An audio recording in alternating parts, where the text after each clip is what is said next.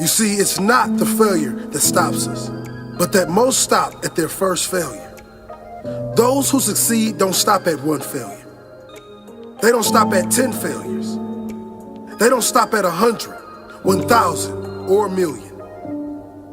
They say, this is my goal, and I will do whatever it takes to achieve it. I will learn the lessons from any failures. I will learn faster.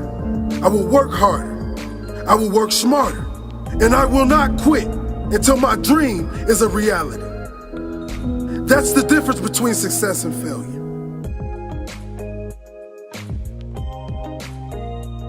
The reason for practice. Practice is controlled failure. You're getting to your limit, getting to your limit, getting to your limit.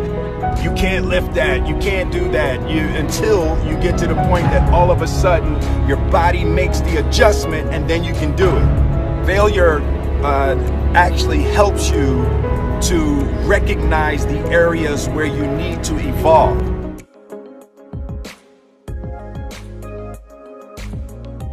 Failure makes winners stronger. Failure makes winners hungrier. But it makes most give up. It makes most feel worthless. Winners don't enjoy failure, but they would never let failure stop them.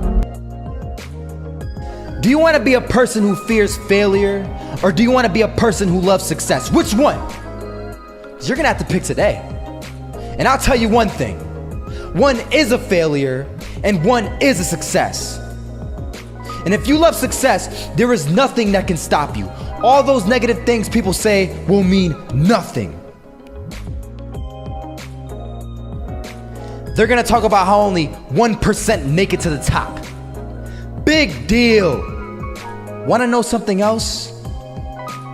Only 1% stick with that fitness program long enough to see results. You're gonna fail. You're gonna fail 10 times, 100 times, maybe even 1,000 times. But that's okay. Failure isn't permanent. Falling isn't permanent.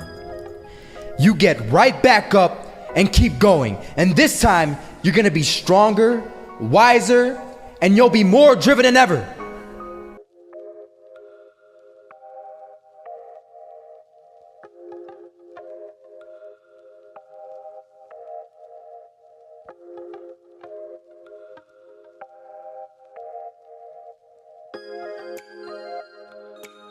Even a marginal improvement in our process can have a huge impact on our end results.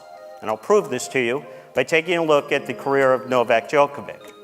Back in 2004, when he first became a professional tennis player, he was ranked 680th in the world. It wasn't until the end of his third year that he jumped up to be ranked third in the world. He went from making $250,000 a year to $5 million a year in prize money alone, and of course he did this by winning more matches. In 2011, he became the #1 ranked men's tennis player in the world, started earning an average of $14 million a year in prize money alone, and winning a dominating 90% of his matches. Now here's what's really interesting about all of these very impressive statistics. Novak doesn't control any of them. What he does control are all the tiny little decisions that he needs to make correctly along the way in order to move the probability in favor of him achieving these types of results. And we can quantify and track his progress in this area by taking a look at the percentage of points that he wins. Because in tennis, the typical point involves 1 to maybe 3 decisions. I like to refer to this as his decision success rate. So back when he was winning about 49% of the matches he was playing, he was winning about 49% of the points he played. Then to jump up, become #3 in the world, and actually earn $5 million a year for swinging a racket, he had to improve his decision success rate to just 52%. Then to become not just #1, but maybe one of the greatest players to ever play the game, he had to improve his decision success rate to just 55%. And I keep using this word just. I don't want to imply this is easy to do. Clearly it's not.